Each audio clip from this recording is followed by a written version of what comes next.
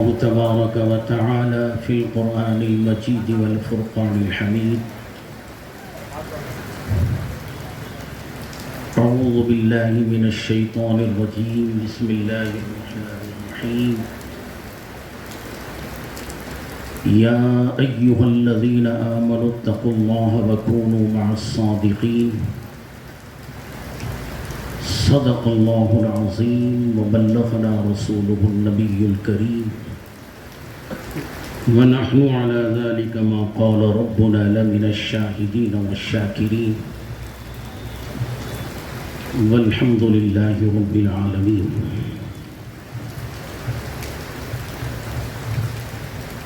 بزرگان محترم،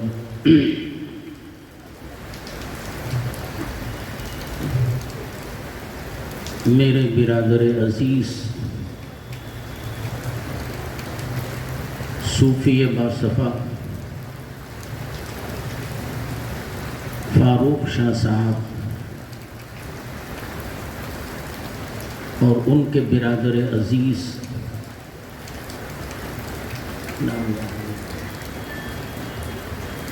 محمد اشفاق صاحب، عمر اتنی ہو گئی ہے کہ شاگردوں کا نام بھی بھول گیا میں، مگر پھر بھی لوگ مجھے جوان سمجھتے ہیں.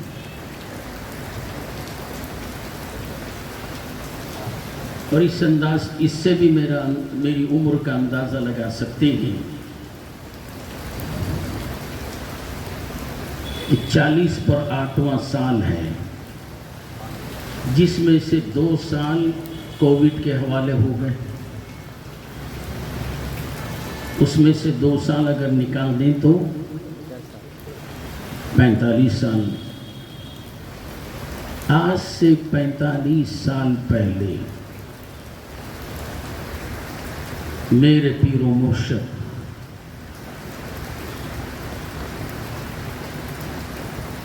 حضرت صوفی علی حسین شاہ رحمت اللہ تعالی علیہ نے آج جہاں نشان غوث اعظم نصب ہے، اس جگہ عرس کا اسٹیج لگتا ہے.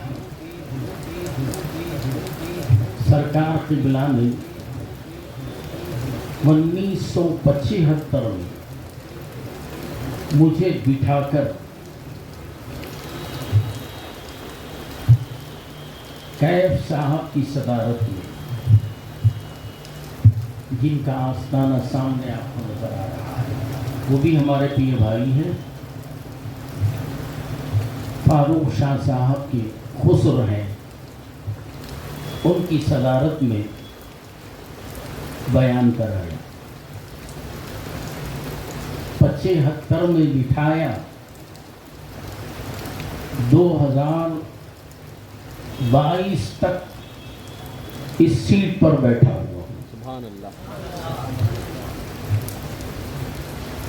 میرے بھائی نے مجھ سے کہا بارش تو ہے، لوگ نہیں ہیں، کم سے کم اس سیٹ پر تو بیٹھ کے اٹھ جاؤ. بیٹھ گیا. غیرت نے گوارا نہیں دیا. جس سیٹ پر اپنے پیر نے بٹھایا اس پر بغیر بولے کہ چلا جائے، غیرت گوارا نہیں دیتی. میں تو بولتا نہیں، بولتے وہ ہیں، زبان میری ہے. سبحان اللہ. سبحان اللہ. اکثر آپ لوگوں نے سنا ہوگا، 50 سال سے میرے بیانات سن رہے ہیں. ہر اسٹیج پر میری گفتگو کی ابتدا یہی ہوتی تھی، میں نہیں بولتا، کوئی اور ہے جن کی ذات میں میں فنا ہو جاتا ہوں، اللہ، وہ مجھ سے بولنے کراتے ہیں. سبحان اللہ. انہی کی مطلب کی کہہ رہا ہوں، زبان میری ہے باتوں کی. سبحان اللہ. تو اے ایمان والو، ڈرو اللہ سے اور سچوں کے ساتھ ہو جاؤ۔ اللہ تعالی جب بھی ایمان والوں کو کوئی حکم دینا چاہا، اپنے پیاروں کو کچھ پیغام دینا چاہا، ایمان کی صفت سے پکارا۔ پورے قرآن مجید فرقان حمید میں لفظ آمنو 88 مرتبہ ہے۔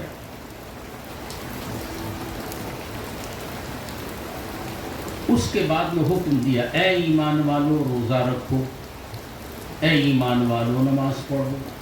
ایمان والوں سے خطاب، اے ایمان والو میرے حبیب مکرم صلی اللہ علیہ وسلم پر درود و سلام بھیجو۔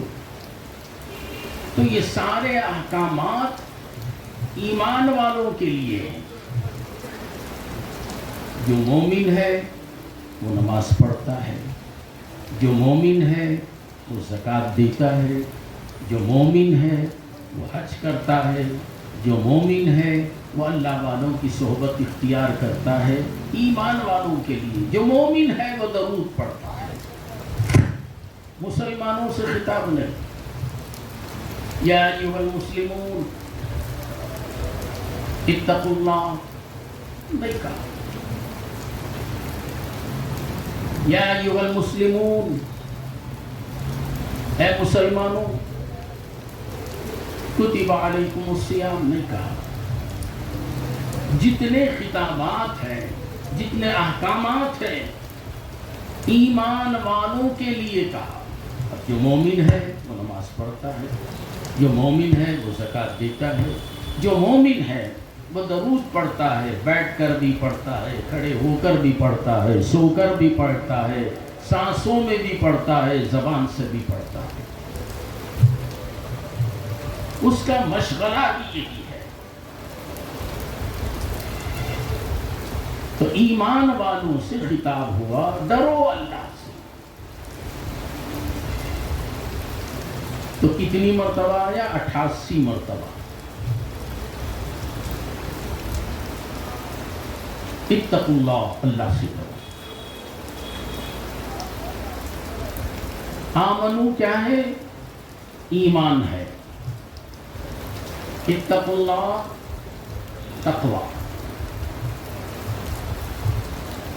ایمان تقوی،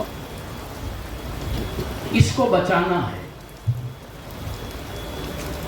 یہ دونوں چیزیں بڑے مقدم ہیں۔ اب ایمان اور تقوی کو بچانے کے لیے آپ کیا کریں گے؟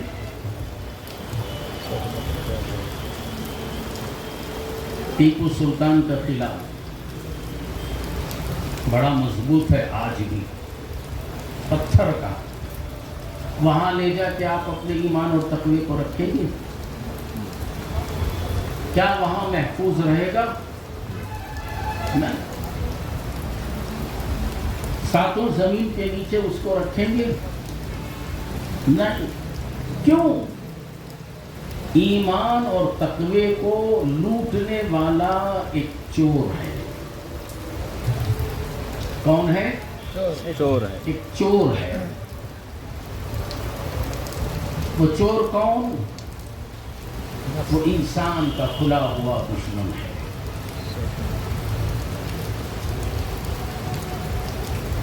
اس کا نام کیا ہے؟ اللہ تعالیٰ سے پوچھو۔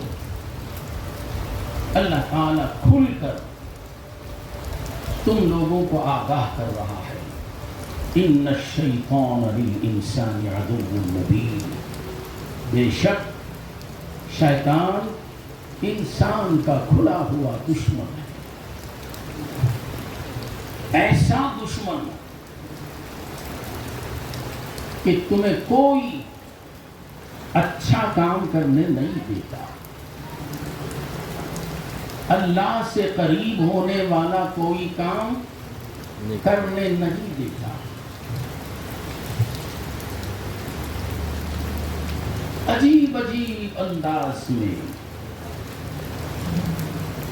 نئے نئے لباس پہن کر تمہارے پاس آئے.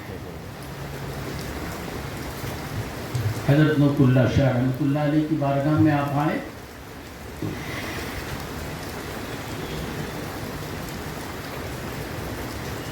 وہ کھلا ہوا دشمن ہے نا, یہاں کیوں آئے؟ وہ بھی تو ایک انسان تھے. ان کے پاس آنے سے تمہیں کیا ملے گا؟ وہ کیا دیں گے اور تم کیا لے دو گے؟ یہ وسوسہ ڈالتا کہ نہیں ڈالتا؟ ڈالتا ہے. یہ دشمن چھپا ہوا نہیں, کھلا ہوا.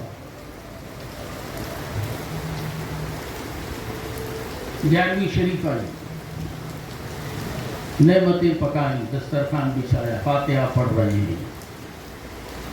آ گیا وہ کھلا ہوا دشمن, بغل میں سے آیا یا پڑوس میں سے آیا یا دوست بن کر آیا, پوری فاتحہ تک بیٹھا رہا, غوث پاک کا صدقہ دیا, نرلے تک کھایا,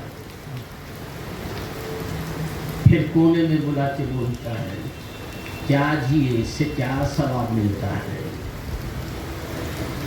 دستر پہ کھانا رکھ کے فاتحہ پڑھے. پوجاری مندر میں دیو کے سامنے گنٹھا ہلا کے کچھ پڑھتا ہے, ویسے ہی تم نے بھی پڑھا. اس میں اور تم میں کیا فرق؟ تمہارے ایمان اور تقوی کو چھیننے کی کوشش کر رہا ہے.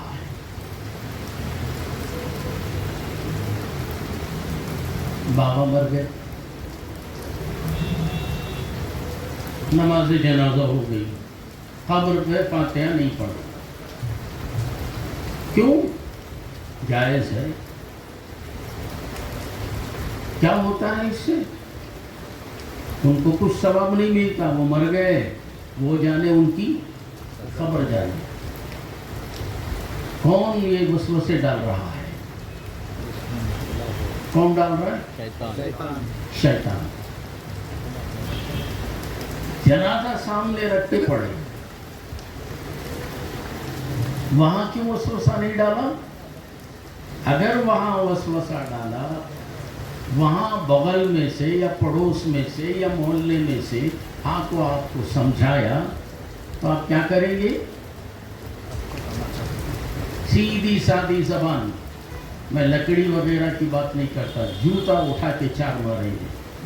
بے وقوف, آدم علیہ السلام کا جب وصال ہوا تو ان کی بھی نماز جنازہ ایسے ہی پڑھی گئی تھی, اور ہم لوگ نہیں تھے, ملائکہ نے پڑھی تھی. سیدنا جبرائیل علیہ السلام نے امامت کی تھی. جیسے ہم آج نماز جنازہ پڑھتے ہیں, ایسی ہی نماز جنازہ حضرت آدم علیہ السلام کی, حضرت جبرائیل علیہ السلام ملائکہ کے ہمراہ آئے اور آ کر آپ نے نماز جنازہ پڑھی. ایسے ہی غسل آپ نے دیا آدم علیہ السلام کو, جیسے ہم غسل دیتے ہیں. مگر یہاں ایک رکاوٹ اور کرتے ہیں. حضرت آدم علیہ السلام جنت سے خوشبو لائے تھے, بیر کے پتے جنت سے لائے تھے, پانی میں ڈال کر گرم کیا, ان بیر کے پتوں کے رس سے غسل دیا گیا.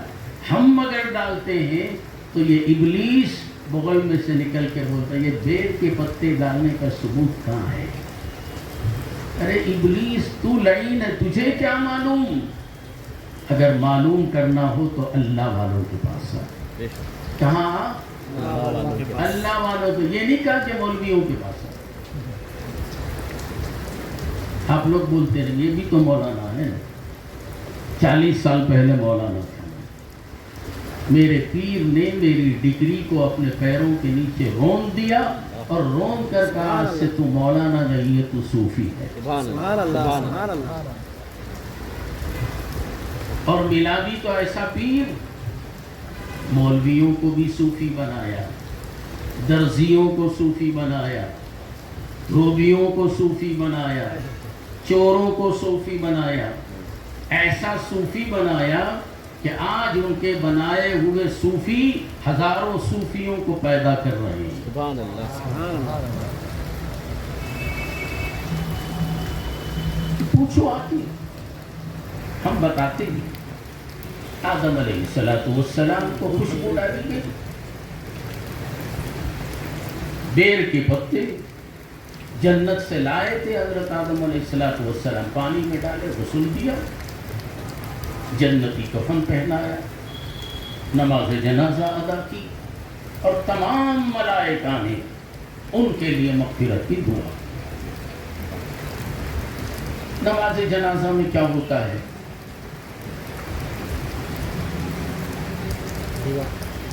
نماز جنازہ میں سب سے پہلے ثنا پڑھتے ہیں، اللہ تعالیٰ کی تعریف، کہاں کھڑے ہو کر؟ میت کے سامنے، میت کے سامنے۔ کئی کو میت کے سامنے، کھانے کے سامنے فاتحہ پڑھتے، میت کے سامنے کھڑے ہو گئے، کھانے کے سامنے فاتحہ پڑھے تو پوجا ہو گیا، میت کے سامنے کئی کو کھڑا ہے،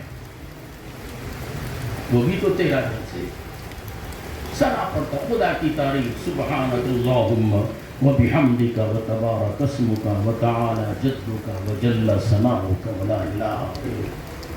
تعریف تیرے لیے ہے، تو پاک ہے، حمد تیری ہے۔ کہا، پھر کیا کیا؟ اللہ اکبر، اللہ اکبر کہہ کے کیا پڑھتا ہے؟ پہلے تو اللہ کی تعریف کی، اب دوسری مرتبہ رسول اللہ صلی اللہ علیہ وسلم پر درود و سلام بھیجا۔ صرف حضور پر ہی نہیں، حضور کی آل پر بھی درود۔ آل کون؟ اہل بیت، خاتون جنت، علی مرتضیٰ، حسن و حسین، یہ گھر میں پیدا ہونے والے اور باہر کے جو تھے، جن کو اہل ولادت کہتے ہیں، اس میں حضرت فاطمہ ہے، اہل سکونت جن کو کہتے ہیں اس میں علی ہے، اور دیگر ازواج مطہرات اور دیگر اولاد آدم، حضرت ابو طالب کی، حضرت جعفر کی، حضرت عباس کی، سب کے لیے کیا کرتے ہیں؟ درود سلام پہ پڑھتے ہیں۔ صرف حضور پڑھے نہیں، درود کیا پڑھتے ہیں؟ آپ پڑھو، محمد صلی اللہ محمد وعلی آل سیدنا محمد وعلی آل سیدنا محمد، اور حضور صلی اللہ علیہ وسلم جو ہمارے سردار ہیں ان کی آل پر بھی درود۔ کیا بولتا ہے؟ کئی پورے سلام پڑھتے، جائز ہے، میرا بیٹے سلام نہیں پڑھا تو تیری نماز نہیں ہوتی، سلام نہیں پڑھا تو تیری میت کی نماز نہیں ہوتی، بغیر سلام کے نماز پڑھ کے دیکھ۔ حیدرآباد کے ادھر ادھر کے لوگ ہیں، یہ زبان بولتی تھے، تمہارے کو کیا سمجھ میں آتا تھا؟ کچھ آتا ہے؟ نماز کو پار لگانا ہے تو آل رسول پر بھی درود بھیجو، سلام بھیجو۔ میت کی بخشش کرنا ہے تو میت کے سامنے کھڑے ہو کر نبی پر بھی درود بھیجو، آل نبی پر بھی درود بھیجو۔ میت کے لیے کیا کیا تم نے؟ وہاں کھانا رکھو، فاتحہ پڑھے تو وہاں بھی وش پڑھتے سو، خدا کی تعریف اور نبی پر درود۔ فاتحہ میں کوئی اور پڑھتے؟ پھر کیا کرتے ہیں؟ دعا کرتے، فاتحہ پڑھے تو یہ دعا، بابا کی مغفرت، اماں کی مغفرت، دادا کی مغفرت، قیامت تک آنے والوں کی مغفرت۔ ہمارا طریقہ ہے نہیں ابو الولائیوں کا بخشنے کا، کیا طریقہ نہیں معلوم؟ سرکار 4 پیر 14 خانوادے 12 امام 5 چشت 9 قادریہ سلسلہ ابوالولیہ اشرفیہ جہانگیریہ شتاریہ گیسو درازیہ نظامیہ سحر وردیہ عشرہ مبشرہ 313 اصحاب بدر جنت البقیع جنت المعلیٰ میدان کربلا کے 72 تن شہید، اس میں اصحاب رسول، اس کے بعد اصحاب رسول اللہ اولاد رسول اللہ سب آ گئے، اولیاء اللہ آ گئے۔ اب پھر اس کے بعد میں کیا ہے؟ جمیع المؤمنین والمؤمنات جمیع المؤمنین والمؤمنات والمسلمین والمسلمات، جمیع المؤمنین والمؤمنات، جو مومن زندے ہیں، جو مومن عورتیں زندہ ہیں ان کے لیے بھی، جو مسلمان ہیں، جو مسلمان عورتیں ان کے لیے بھی۔ اس کے بعد الاحیاء، جتنے زندے ہیں ان کی بھی مغفرت، منہم والاموات، اور جو مر گئے ہیں ان کے لیے بھی۔ فاتحہ میں بھی وچ نہ پڑھتے، پہلے الحمدللہ، پھر اس کے بعد قرآن کی آیتیں، درود پاک، سارے لوگوں کی مغفرت کی دعا، کہاں تک؟ قیامت کے دن تک آنے والوں کی سب کی مغفرت۔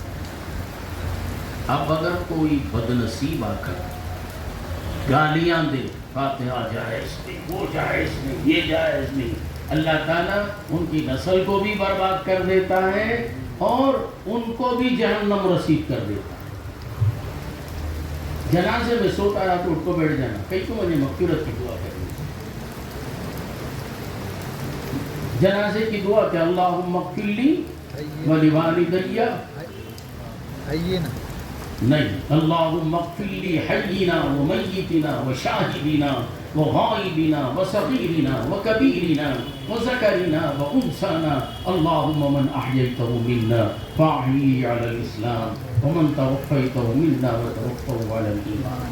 زندوں کو، مردوں کو، جو موجود ہے ان کو، جو غائب ہے ان کو، سب کے لیے مغفرت کی دعا کر رہا ہے۔ اس مردود کو بولو ہم پڑھ رہے ہیں تو لیٹ کے سن رہا ہے، اگر تجھے پسند نہیں تو اٹھ کو بیٹھ جا، ہمت کر کے روک۔ اللہ تعالیٰ نے جب جان دی تھی تو شیطان کے برگلانے سے سب کو اڑتا تھا، فاتحہ کے کٹوروں کو لات مارتا تھا، اب اٹھ، ہمت ہے؟ نہیں ہے نا؟ انکار کرنا ہو تو کر لے، مگر لیٹ کے سن، حق بات آخر وقت بھی سن لے۔ اور دیکھو جن لوگوں نے اپنی زندگی میں ان چیزوں کا انکار کیا ان کی آخرت اچھی نہیں ہوتی، بے شک ان کی آخرت تباہ و برباد ہو جاتی ہے، اس کا اثر ان کی اولادوں پر بھی ہوتا ہے، اس وقت تک جب تک کہ وہ توبہ نہ کر لے۔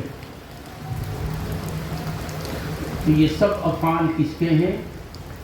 ایمان والوں کے افعال ہیں۔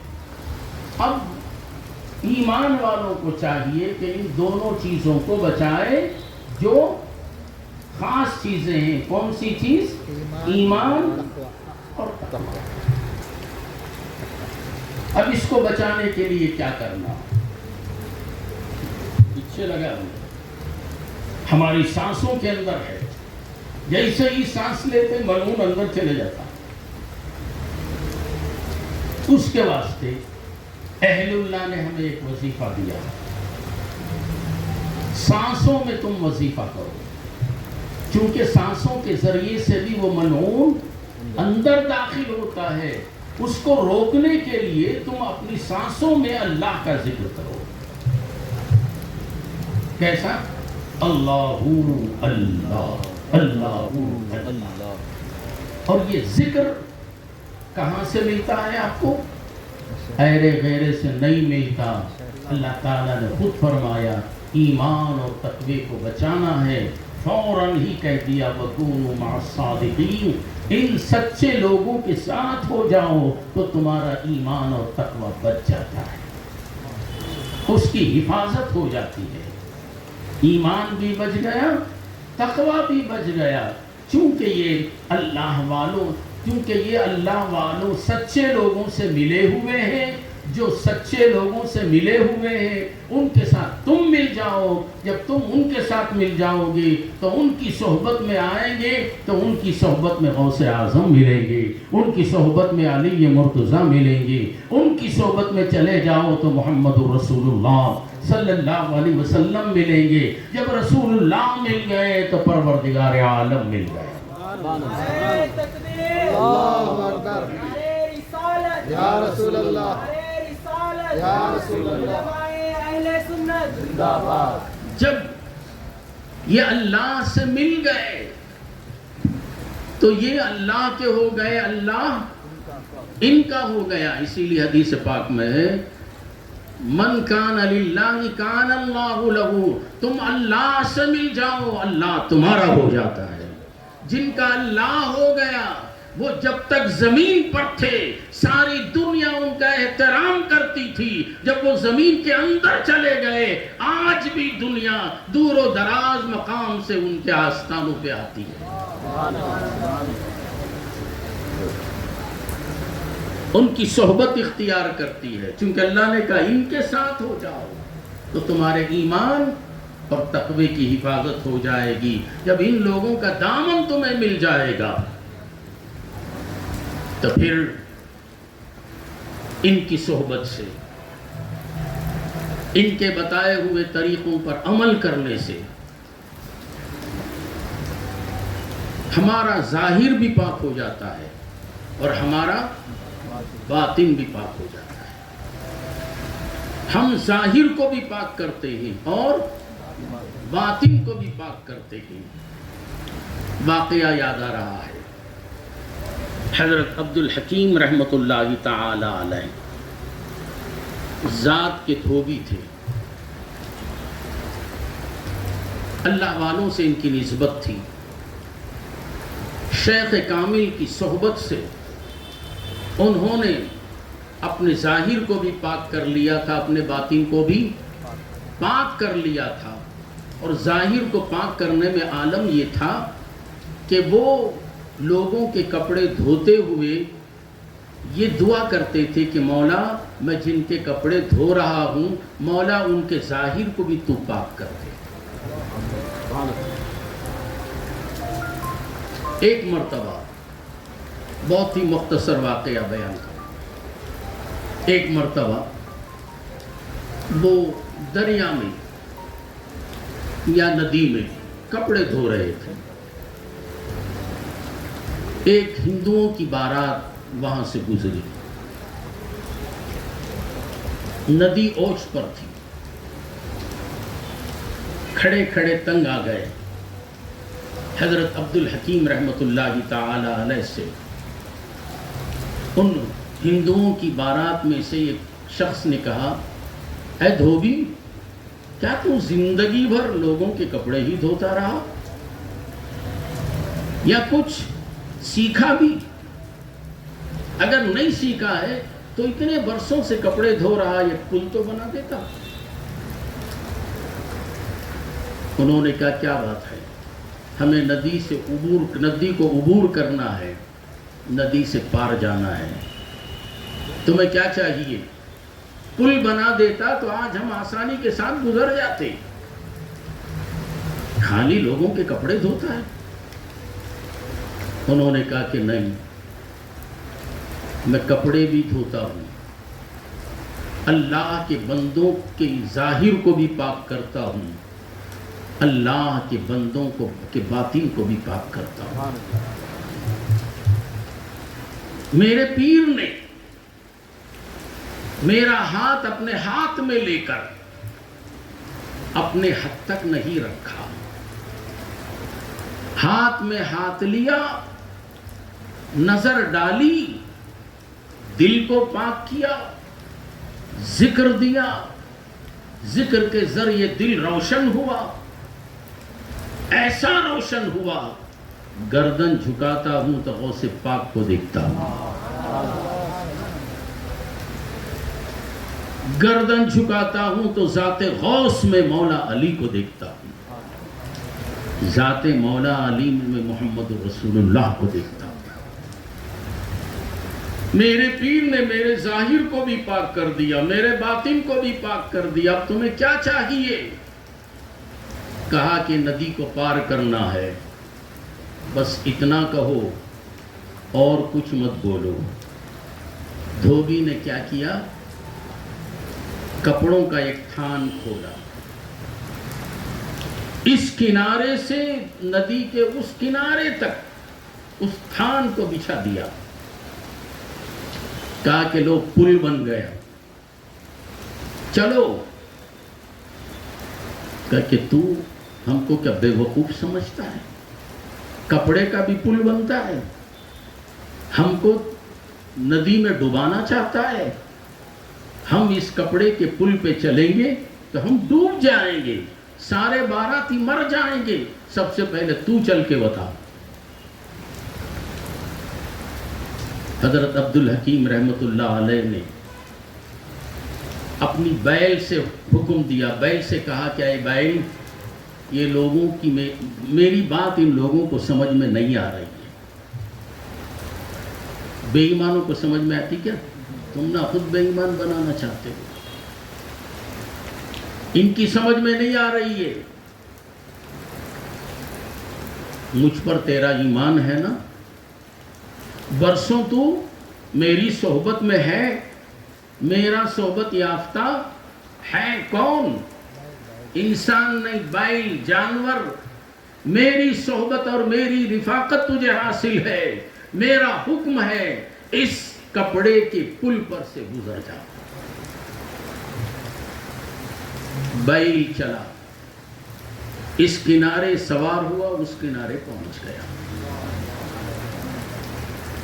اب ہندوؤں سے کہا کہ بیل کو تو ایمان ہے مجھ پر اور تمہیں ایمان نہیں ہے، چلو۔ ایک بعد دیگر سارے باراتی اس کپڑے کے پل پر سے گزرے، ندی کے اس پار ہو گئے۔ جو اللہ والوں کی صحبت میں رہتا ہے،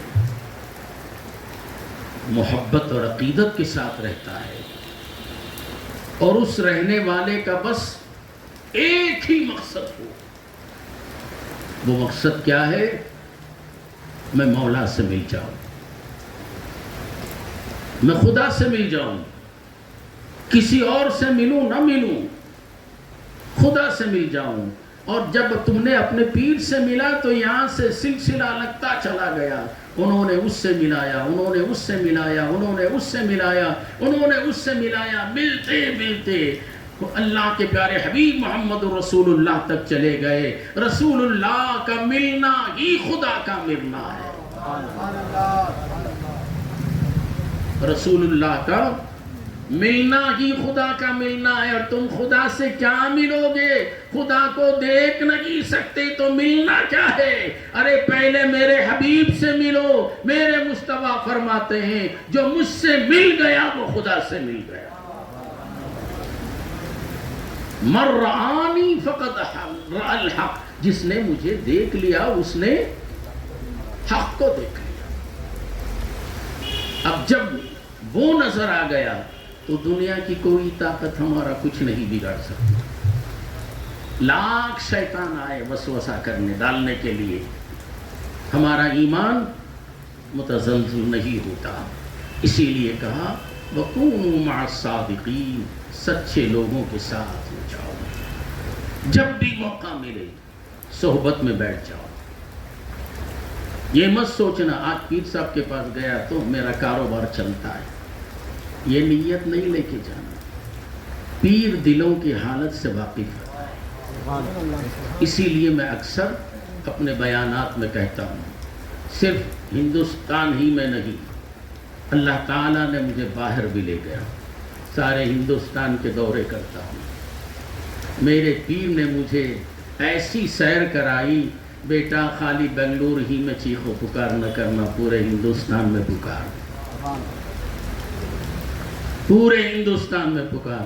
باہر سے ہم عالموں کو یہاں بلاتے ہیں، میرا پیر مجھے یہاں سے باہر بھیجتا ہے، جہاں۔ اور آپ لوگوں کے پاس وہ کیسٹ بھی ہیں، وہ ویڈیو بھی ہیں جو مدینے میں بھی بیان کیا۔ وہاں تک پہنچا دیا. کبھی بھی شہرت کی نیت لے کر صحبت میں نہیں بیٹھا, دولت کی لالچ لے کر صحبت میں نہیں بیٹھا. میں ایسے وقت میں مرید ہوا جبکہ مجھے کھانے کو کھانا نہیں تھا.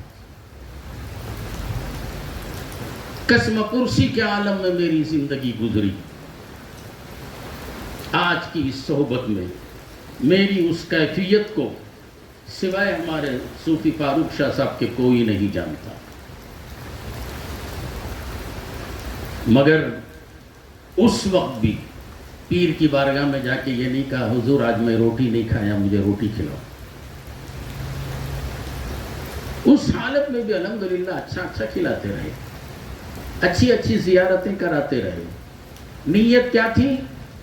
دنیا کی نہیں ہے. نیت صرف اتنی تھی کہ سرکار تم مجھ سے راضی ہو جاؤ, اور راضی ہو گئے. ایسا راضی ہوئے کم عمری میں خلافت سے نوازا, کم عمری میں خلافت کی دستار باندھی. ایک مرتبہ کا ذکر ہے, میں آج منہ کھول کے بتا دیتا ہوں. سرکار کے پیچھے سفر میں چلا گیا, نئی شادی, ایک بچہ, مسجد اعظم کی امامت, چائے پینے کو پیسے نہیں ہوتے تھے پورے وہ مہینے کی تنخواہ میں. پیچھے چلا گیا, سفر سے واپس آئے, پیر و مرشد گھر میں موجود, حضرت کے ساتھ میں حضرت کے کپڑے دھو رہا تھا. میں بھی میرے پیر کا دھوبی, ان کے دھوون کا صدقہ آج اللہ والوں کی صحبت میں بیٹھ کے بول رہا ہوں. صرف پیر کے کپڑے دھونے والا دھوبی ہی نہیں ہے, پیر کو غسل دینے والا بھی دھوبی. کپڑے بھی دھویا, پیر کا آخری غسل دیتے ہوئے آپ کے بدن کو بھی دھویا. عین کپڑے سکنے ڈال رہا تھا سرکار قبلہ کے, میرے والد بزرگوار آ گئے. پتہ نہیں دونوں پیر آپس میں کیا بات کر لی آنکھوں میں, وہ اللہ بہتر جانتا ہے.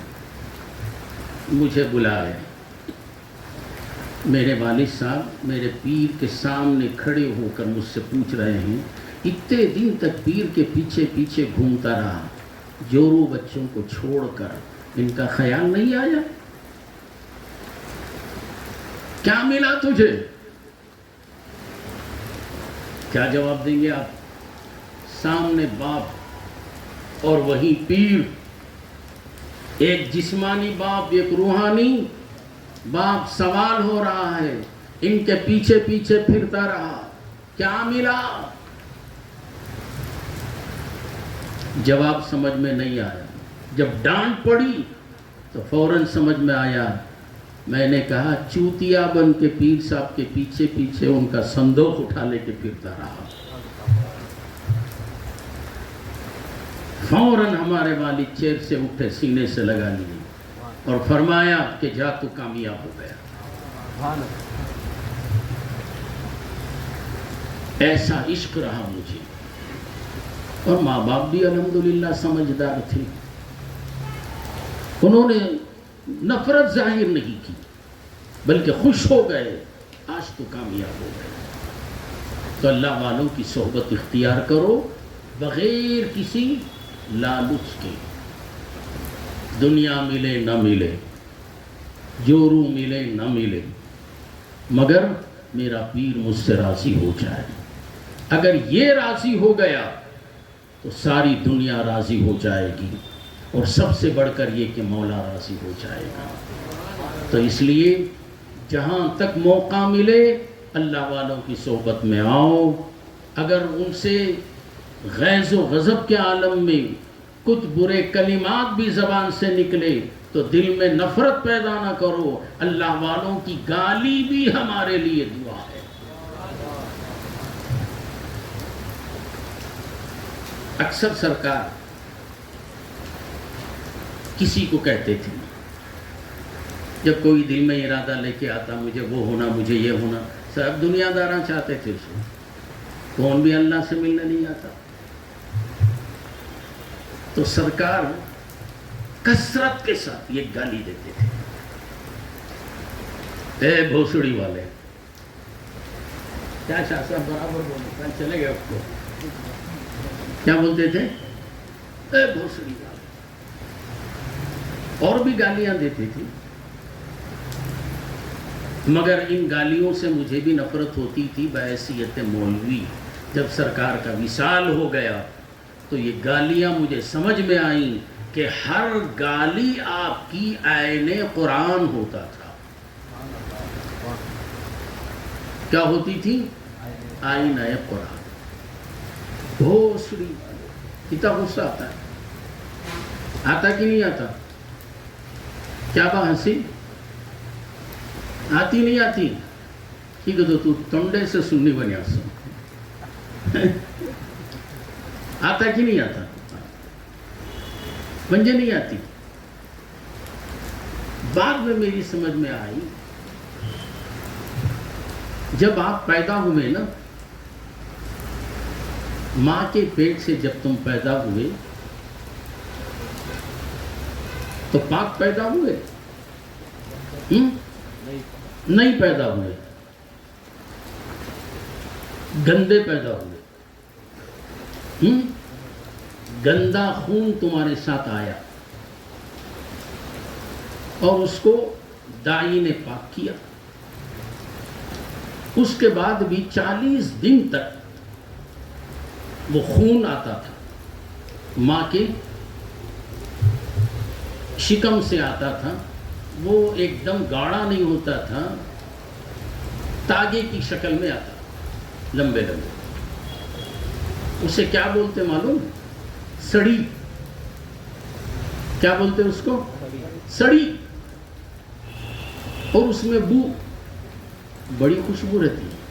خوشبو رہتی نہیں، کیا رہتی؟ بو. یہ لمبے لمبے جو آتے رہتی اسے کیا بولتے؟ سڑی. میری سمجھ میں آیا اللہ والوں کی نظر کتنی دور تک ہے. ہماری حیثیت ہم کو یاد دلا رہے ہیں. اے بوسڑی والے، تو جب آیا تھا تو سڑی بو تھی اور وہ لمبے لمبے خون کے وہ تاگے لے کر آیا تھا. وہ اتنی دیر تک آیا کہ 40 دن گزرنے پر بھی وہ صاف نہیں ہوا. تو گویا ہماری حیثیت، ہماری حقیقت بیان کرتے تھے تاکہ اس حقیقت کو سمجھ کر اس بوسڑی والا جا کر نور والا بن جائے. بوسڑی والا نور والا بن جائے. ماں کے شکم سے آیا تو بوسڑی والا تھا، جب پیر کے ہاتھ میں ہاتھ دے کر پیدا ہوا تو نور والا بن گیا. یا ایھا الذین آمنوا اتقوا اللہ وکونوا مع الصادقین. اسی لیے حکم خداوندی ہے، اے ایمان والو ڈرو اللہ سے اور ان کی صحبت میں ہو جاؤ تاکہ تم نور والے بن جاؤ. میں دعا کرتا ہوں کہ اللہ تعالی ہم سب کو مقصد بیعت سمجھنے کی توفیق عطا فرمائے. جب مقصد بیعت سمجھ جاؤ گے تو مقام شائق بھی سمجھ جاؤ گے. جب مقام شائق سمجھ میں آ گیا تو سمجھ لو تمہارے دلوں کے اندر انوار و تجلیات کی بارشیں ہونے لگتی ہیں. اور یہی وہ انوار و تجلیات کی بارشیں ہیں جو بارگاہ مصطفیٰ صلی اللہ علیہ وسلم میں ہمیں حاضر کرتی ہے. دعا ہے کہ اللہ تعالی ہم سب کو ایک اور نیک بنائے. جو مزاحیہ طور پر میں نے حقائق کو پیش کر دیا ہے، اللہ تعالی اس پر ہم کو عمل کرنے اور اپنی اس بوسڑی والی زندگی کو نور والی بنانے کی توفیق عطا فرمائے. ربنا تقبل منا انك انت السميع العليم وتب علينا انك انت التواب الرحيم برحمتك يا ارحم الراحمين. صلاۃ والسلام کے لیے کھڑے ہو جائیں.